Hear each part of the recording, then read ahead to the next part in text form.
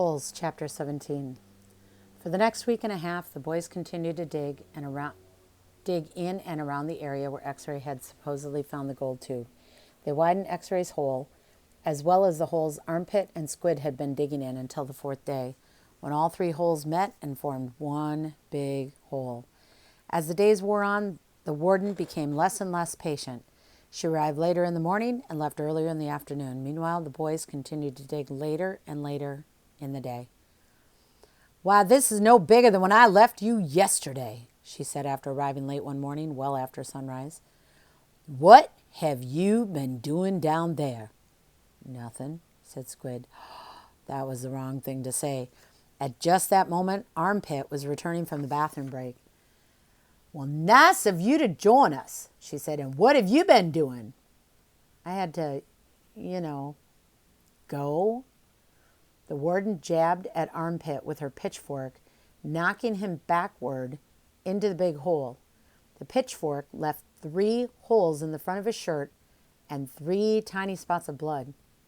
"You're giving these boys too much water," the warden told Mr. Pendanski.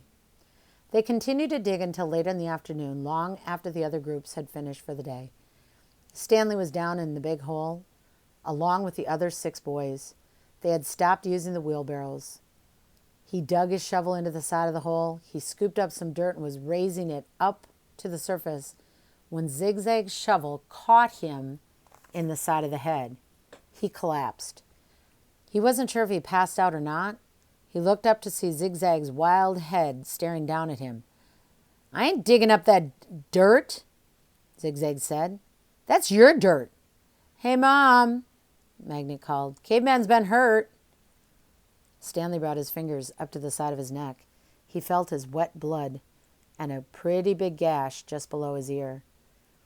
Magnet helped Stanley to his feet, then up and out of the hole. Mr. Sir made a bandage out of a piece of his sack of sunflower seeds and taped it over Stanley's wound. Then he told him to get back to work. "This ain't nap time." When Stanley returned to the hole, Zigzag was waiting for him. "That's your dirt," Zigzag said. "You have to dig it up. It's covering up my dirt." Stanley felt a little dizzy.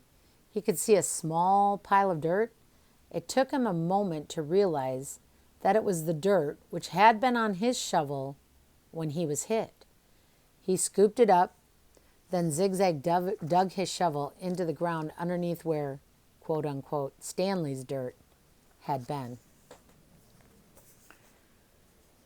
So you could have an aha moment here that Stanley got hurt and all Mr. Sir did was tape a salty burlap sack to the side of his neck and then told him to get back to work.